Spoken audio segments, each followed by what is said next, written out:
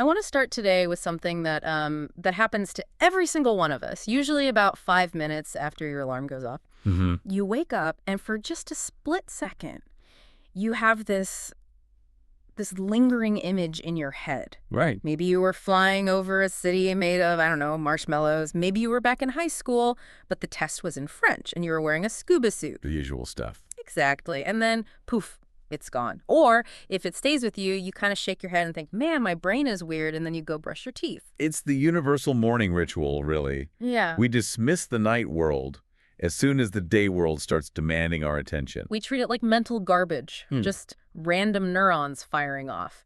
But today, we're doing a deep dive into a book that claims we are, well, dead wrong about that. A very influential book. We're looking at Erich Fromm's 1951 classic, The Forgotten Language. And the premise here is, it's kind of mind-bending. Fromm says that weird dream you just dismissed, that's actually the only universal language humanity has ever developed. We all speak it. We don't know how to read it anymore. And that illiteracy is costing us. Fromm's argument isn't just about, interpreting dreams so you can find out if you're going to be rich or lucky in love.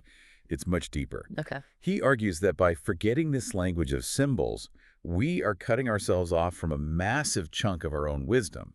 We're walking around with one eye closed, basically. Obsessed with logic and efficiency. Totally. Obsessed with logic while our internal lives are screaming truths at us that we just refuse to hear. That is a bold claim. I mean, I love a good dream, but usually I just attribute it to the pepperoni pizza I had before bed. Are we really saying there's deep wisdom in a dream where I turn into a chicken? Well, hold on to that chicken thought, because Fromm actually uses a very similar example. But yes, that's the promise of this deep dive. If we can relearn this language, we can access a level of honesty that is almost impossible to find when we're awake. So it's about more than just weird dreams. It's about the fundamental way the human mind processes reality when it isn't busy trying to survive. Okay, let's get into it then. Fromm starts by completely changing the way we define sleep, because I think for most of us, sleep is just, battery charging mode. Right. It's downtime. The machine is off. Easy guy. Fromm says that's totally the wrong framework. He distinguishes between two states of existence, the realm of necessity and the realm of freedom. Okay, that sounds like something out of a fantasy novel. Break that down for me. The realm of necessity is your waking life. I mean, think about your day-to-day. From the moment you got out of bed, what have you actually been doing? Well, I made coffee, I avoided stepping on the cat, drove here, stopped at red lights, I prepared my notes. Exactly. You are navigating the physical world. Your primary biological function in this state is survival and mastery. Mastery of the world around me. Yes. You have to manipulate objects, you have to follow social rules, and most importantly, you have to obey the laws of physics. If you want to get to the studio, you can't walk through a wall. You have to use the door. You have to use the door. You have to wait for time to pass to get from point A to point B. So my thinking has to be rigid because the world I'm in is rigid. Precisely. Your waking thoughts are governed by what he calls space-time logic, cause and effect. It's efficient and keeps you alive. But then you fall asleep, and you enter the realm of freedom. The realm of freedom. Physiologically, you are helpless. You can't change the temperature of the room. You can't fight off a predator if one breaks in. But mentally, You're completely free. completely. You no longer have to change the outside world, so you stop looking at it. Your mind turns entirely inward. And because you aren't trying to manipulate physical objects, the strict rules of space and time, they just don't apply anymore. Which is why I can be in New York 1 second and then boom, I'm on the moon the next. Right. But, and this is the crucial part, Ferndome argues that just because space-time logic is gone, it doesn't mean all logic is gone. Okay, that's a big step. It's huge. Dreams aren't gibberish. They just run on a different operating system. He calls it experiential logic. Experiential logic. So logic based on experience and emotion rather than physics. Yes, exactly. In the waking world, our categories are defined by physical properties. A chair is a chair because it has legs and a seat. A car is a car because it has wheels and an engine. Makes sense. In the dream world, categories are defined by emotional intensity and by association. Things are connected because they feel the same, not because they look the same. Give me a concrete example. How does this shift actually happen? Fromm talks about the as-if principle. In waking life, if you feel incredibly overwhelmed and suffocated by your job, you might use a metaphor. Sure. You'd say to a friend, I feel as if I am drowning. You know you aren't actually drowning, but it's the best way to describe the feeling. Yeah, I use metaphors like that all the time. In the dream, the as if just drops away, the distance disappears. You don't think, I feel like I'm drowning. You just dream that you are drowning. Yeah. The internal feeling becomes an external sensory reality. So the environment of the dream is literally built out of my emotions. Yes. And this explains the weirdness of dreams. Let's go back to your chicken comment from earlier. Ah, the chicken dream. From James uses an example very much like that. Yeah. Let's say there's a guy at your office. In waking life, you look at him and you think, he's a coward. You have a judgment about his character. Okay, got it. Now, in a dream, you might see that coworker turn into a chicken. In waking logic, space-time logic, that is insane. Men do not turn into poultry. No, it's impossible. So you wake up and say that was just nonsense. Because physically, it is nonsense. But emotionally. Experientially, it is perfectly logical. Yeah. It's actually hyperlogical. How so? Your mind is just making a simple, direct equation. Cowardice, chicken. The dream creates a visual symbol that perfectly captures the essence of your feeling toward him. The connection isn't biological, it's purely emotional. Right. Fromm's point is that the dream isn't random at all. It's actually being more precise than your waking language. It's just using images instead of words. That's a really interesting way to put it. It's like poetry versus an instruction manual. The instruction manual is useful. I need it to fix my car. But poetry captures how I feel about the broken car. That's a great analogy. Waking life is the manual. Dreams are the poetry. But we've convinced ourselves that only the manual matters. And this leads us to a big concept from tackles, right? The idea of the unconscious. Yes. We usually talk about the unconscious like it's some spooky basement where we hide all our secrets and trauma. Yeah, the place where all the repressed stuff lives. Fromm really challenges that. He says conscious and unconscious are just relative terms. It all depends on where you're standing. What do you mean? When you're awake, the dream world is unconscious. You're not aware of it. But when you're asleep, the waking world becomes unconscious. You forget about your mortgage, your job title, your social security number. All that stuff just fades away. I see. So it's not that one is real and the other is fake. They're just two different modes of being. Exactly. And he quotes the famous Chinese poet Chuang-Tzu here to make this point. Oh, I think I know this one. Chuang-Tzu dreamt he was a butterfly, fluttering around, happy and free. He had no idea he was a man. Then he woke up, and he was Chuang-Tzu again, solid and heavy. Right. And he asked a question that has haunted philosophers for centuries. Am I a man who dreamt he was a butterfly? Or am I a butterfly dreaming I am a man? I've heard that before, and it usually sounds like some kind of, high-minded philosophy. But in this context, it feels much more psychological. He's asking which experience is more valid. Exactly. Fromm argues that the butterfly experience, that feeling of freedom and lightness, is a genuine human experience. It's just as true as the heavy experience of being a man. When we dismiss the dream, we are dismissing a huge part of who we are. But this brings up a tricky point. If dreams are true, does that mean every crazy thought I have in my sleep is some deep wisdom? Because, sometimes I dream about doing terrible things, or sometimes I dream about things that make no sense at all. How do we filter the signal from the noise? That is the million-dollar question. And this is where Fromm steps into the ring with the two heavyweights of dream interpretation, Sigmund Freud and Carl Jung. The battle of the interpreters. It really is a battle of worldviews. Yeah. And Fromm is trying to find a middle ground here, a kind of synthesis. To understand it, we have to look at the extremes. On one side, you have Freud. The famous basement view of the mind. Yes. For Freud, the unconscious was a place of repression.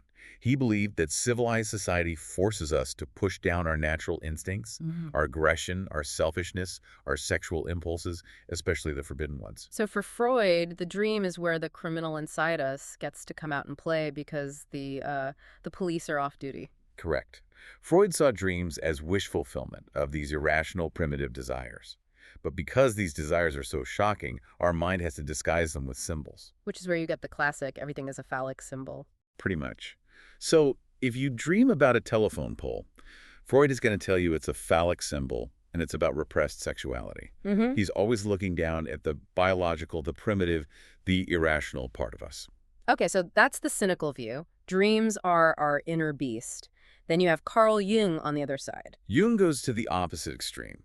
If Freud is digging in the basement, Jung is looking up at the cathedral. The cathedral, I like that. Jung believed the unconscious wasn't just a trash bin for repressed lust. He believed it connected us to a collective unconscious, a reservoir of ancestral wisdom, archetypes, and deep spiritual truths. So where Freud sees a dirty joke, Jung sees a message from the gods. Basically, Jung thought dreams were trying to guide us, to reveal a higher wisdom that we tend to ignore when we're awake. He was always looking up. And where does Fromm land? Because those seem, they seem mutually exclusive. You can't be a primitive beast and a wise sage at the same time. Fromm says, actually, you can, and you are. This is his synthesis. He argues that dreams are simply an expression of any mental activity that happens during sleep. Not just the bad stuff, not just the good stuff. Right? They aren't just the basement, and they aren't just the cathedral. They are simply us, stripped of the outside world. So we can be both. Think about it. In waking life, we are constantly bombarded by what Fromm calls noise. Noise. Propaganda, social expectations, the need to be polite, the fear of losing your job, the desire to impress people. All that noise stifles our true judgment. We lie to ourselves all day long just to get by. Oh, I'd love to come to your baby shower. Yes, this spreadsheet is absolutely fascinating. Exactly. But in sleep, the noise stops. Fromm says this allows two things to happen simultaneously. First, yes, we can be more irrational and destructive, like Freud said, because the social controls are gone. Okay. But, and this is the key, we can also be wiser, more moral, and more intelligent than we are when we're awake. Because we're finally listening to ourselves. Yes, because we're listening to our own intuition without the interference of, what will the neighbors think? The dream is the mirror that doesn't lie. It reflects the lowest and the highest parts of us, equally. That concept of the noise stopping is really powerful. It makes the dream sound like a rare moment of clarity. Let's look at how this actually works in practice, because Fromm gives some specific case studies in the book. Yeah, this is where it gets really interesting. And I want to start with the one that gives everyone anxiety, the nakedness dream. A classic. You walk into a meeting or a classroom or a party, everything seems normal. Then you look down and you realize you are wearing absolutely nothing. And the panic just sets in. Now, Freud would have a field day with this, right? Oh, absolutely. Freud would call this infantile exhibitionism. Infantile what? Exhibitionism. He'd say that deep down you have a repressed desire to show off your body, like a toddler who loves running around naked. The embarrassment you feel in the dream is just your superego, your internal morality police saying, no, this is bad. That feels, a bit reductive. When I have that dream, I don't feel like I want to be naked. I feel exposed and terrified. And that is exactly where Fromm goes. He says, look, sure, in some rare cases it might be sexual, but usually it's symbolic. Think about the idioms we use in our language. The naked truth, stripping away the pretense. Okay. Fromm argues that a dream of nakedness is often a deep, unconscious desire for authenticity. Authenticity, as in being real. Yes. You are Okay. sick of wearing the mask. Yeah. You are tired of the costume you have to wear for society, the suit, the fake smile, the whole persona. The dream is a wish. I just want to be seen for who I really am. So the fear I feel in the dream, that's not fear of my body, it's the fear of rejection. Exactly. It's the fear that if you drop the act, if you stop pretending and just show up as your true self, people will judge you or cast you out.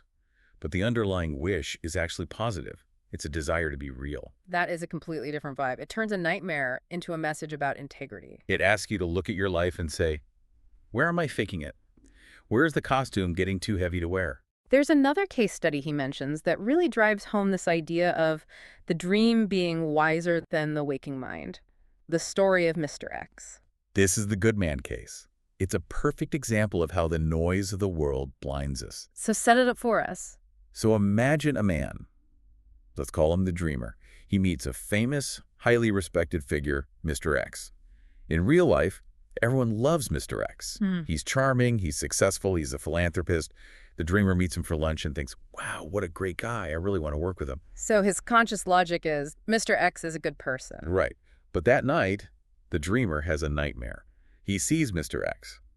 But in the dream, Mr. X has a cruel, twisted face.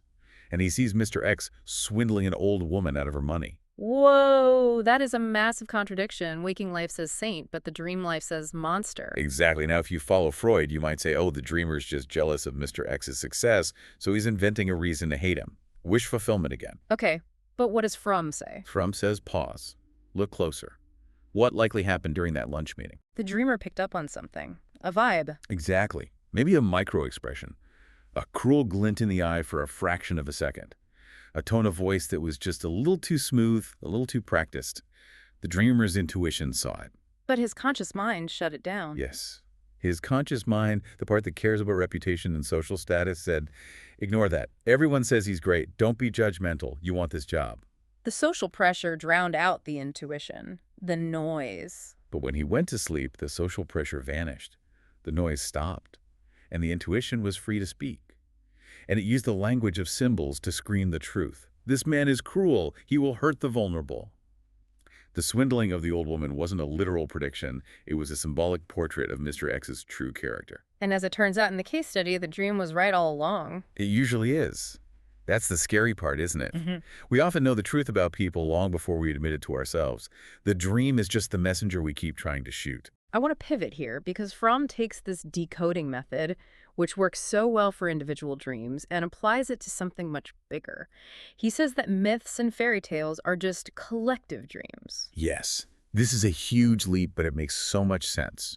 If a dream is a private myth for one person, a myth is a public dream for an entire culture. It uses the same grammar, the same symbolic language. And what's it for? It uses symbols to resolve paradoxes and express deep human conflicts. Things like, where did we come from? Why is there suffering? What's our purpose? And he goes after some heavy hitters here. He tackles the story of Jonah and the whale. Now, I grew up with this story, the Sunday school version, Of course. Jonah runs from God, gets eaten by a big fish, prays for 3 days, gets spit out, goes to Nineveh. It's a miracle story about obedience. But if you read it as a dream sequence, as Fromm suggests, it becomes a psychological thriller about escapism. Okay, walk us through that reading. All right, so Jonah has a mission, a moral responsibility. Yeah. God tells him to go to Nineveh and preach. That is hard. That is scary. He doesn't want to do it. So what does he do? He runs away. He gets on a ship. He doesn't just run away. Look at the direction of his movement in the story. He goes to Joppa, he goes down into the ship, he goes down into the hold of the ship, and then he falls into a deep sleep. He's withdrawing deeper and deeper into himself. Then the storm comes. He is thrown into the ocean, even deeper, more isolated. And finally, he is swallowed by the whale. Where is he? He's in the warm, dark, isolated belly of a massive creature, completely cut off from the world. It sounds cozy in a very weird way. That's exactly from his endpoint. The whale isn't a monster of punishment. It's a symbol of the womb. The womb. Yes, Jonah is trying to regress. He is overwhelmed by the burden of being an adult, of having to make moral choices. So he retreats. He wants to go back to being a fetus. He wants to be held in the dark where he has no responsibilities, no choices, just safety and protection. That is profound. The belly of the whale is the ultimate safe space. It's the ultimate state of irresponsibility. But the story warns us. You can't stay there. If you stay in the womb too long, it becomes a tomb. You die. Right. Jonah eventually realizes that this isolation is a prison, not a paradise. He prays to be released. He has to be born again, spit out onto dry land to finally take up his burden and face his life. That makes the story so much more relatable. I mean, we've all had those days where we just want to crawl under the covers and turn off the phone. We're all looking for a whale to hide in sometimes. Absolutely. It's not just a story about a prophet. It's a story about the universal fear of freedom and responsibility. Okay, Jonah is one thing, but then Fromm goes after a story that I really did not expect, Little Red Riding Hood. And I have to say, when I read this section of the Nights, I thought, okay, now you're ruining my childhood. The Little Red Cap analysis, it is bracing for sure. I always thought this was just a simple warning. Don't talk to strangers. A safety lesson for kids. That's the sanitized modern version. But Fromm says, look at the symbols in the original Grimm's fairy tale. Start with the title, The Little Red Cap. It's made of red velvet. Fromm asks, who wears a red cap? It's a very specific symbol. Red is the color of blood. And knowing Freud and Fromm, I'm guessing they don't mean a scraped knee. No. Well, Fromm argues the red cap is a symbol of menstruation. This isn't a story about a little toddler. It's a story about a girl becoming a woman. She is entering adolescence. She's becoming Red Riding Hood. okay, so she's maturing sexually, and then she meets the wolf. The wolf. He's not just any animal, not a bear or a lion. He's a wolf cunning, wild, predatory. In the symbolic language of myths, the wolf represents male sexual aggression. Right. He convinces her to stray from the path, the path of safety and virtue, and go into the woods, which represents the untamed world of sexuality. And then things get dark. He eats the grandmother, and then he eats the girl. But notice he doesn't kill them and chew them up. He swallows them whole. They're inside him. This is an act of domination, of consumption. But here is the ending that Fromm focuses on, the part we often gloss over. The huntsman comes, cuts open the wolf's belly, and pulls the women out, alive. Okay. And then, what does Red Riding Hood do? This is the crucial detail. I had to look this up to confirm it, but yeah, she gathers heavy stones and puts them inside the wolf's belly. She fills his belly with stones. Why stones? Why not just shoot him or stab him? Fromm analyzes this as a powerful symbolic act of punishment. The wolf collapses and dies because of the immense weight of the stones. And the stones symbolize. Fromm suggests the stones symbolize sterility. They are the opposite of life. They are dead weight. It's like a mockery of pregnancy. Exactly. The wolf tried to be the consumer of women, the dominant male force. But in the end, the women escape, and his belly is filled not with life like a baby or even food, but with dead, heavy stones. Fromm reads this as a story of female triumph. It's a gender conflict where 3 generations of women, the grandmother, the mother who gave the initial warning, and the girl, ultimately defeat and punish the predatory male beast. That is certainly not the Disney version. But it makes sense of the weird details. The stones always seem so random to me. In the language of symbols, nothing is random.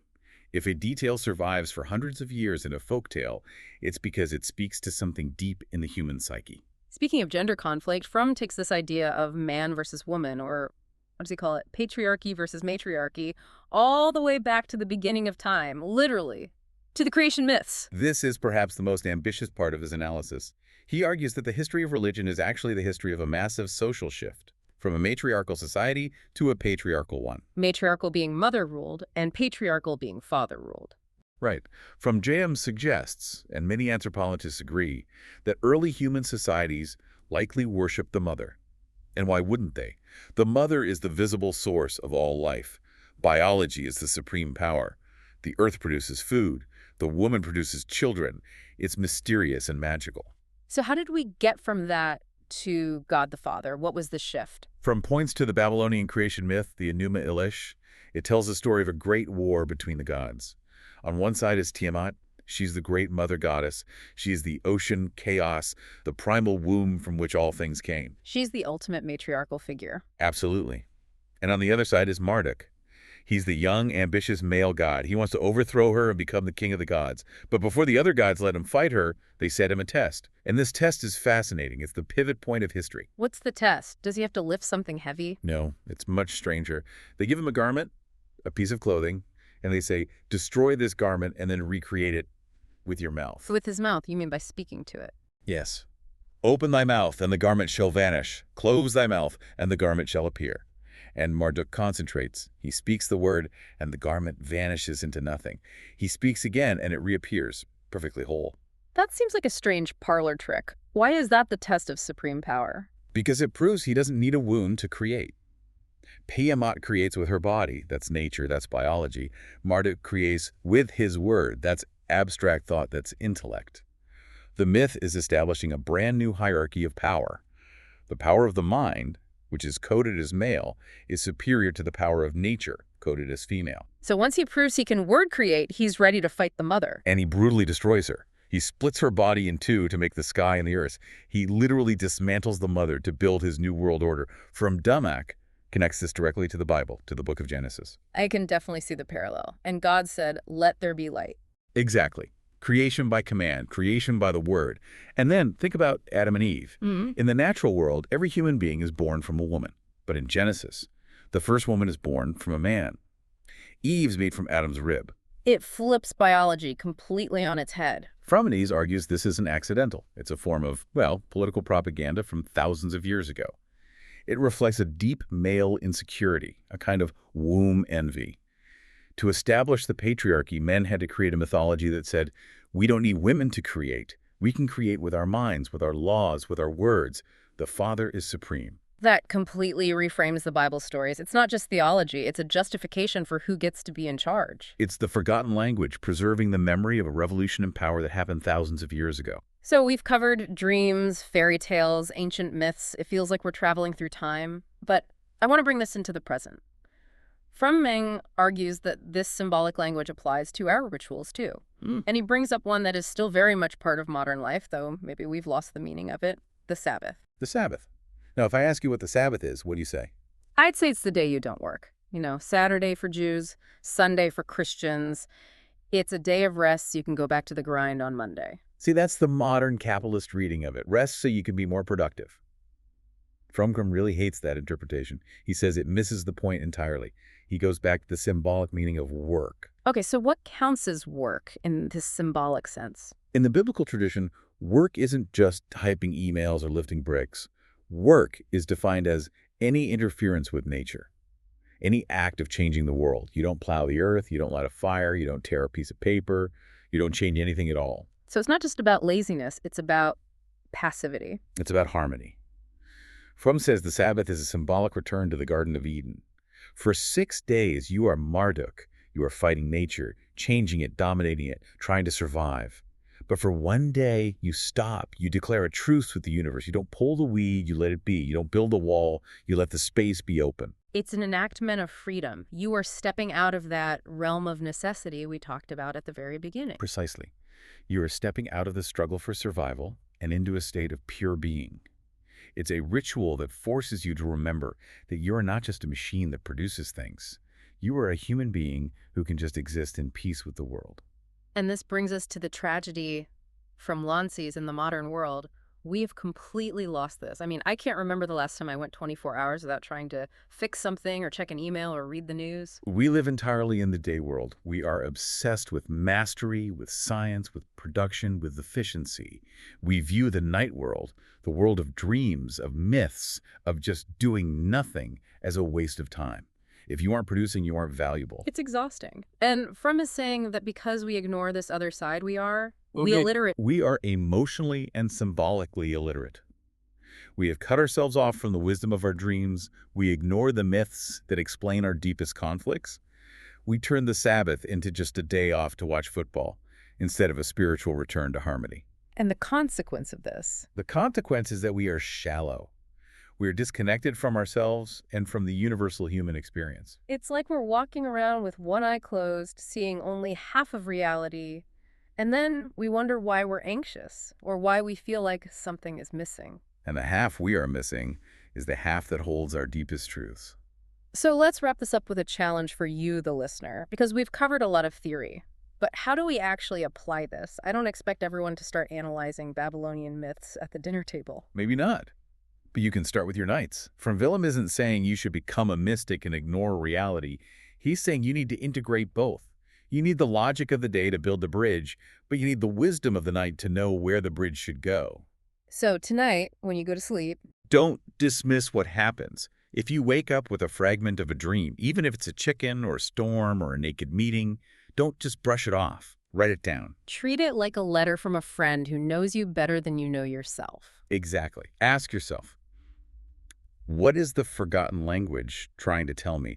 What emotion is being crystallized here into this weird image? And here's a thought to leave you with, something that really stuck with me from reading this. If Fromm is right, and dreams are where our true self speaks without the interference of all that social noise, what specific truth about your life are you ignoring during the day that your dreams are trying to scream at you at night? What are you refusing to see? That your own mind has to dress up in a costume just to get your attention? That is a question worth losing some sleep over, or I guess gaining some sleep over.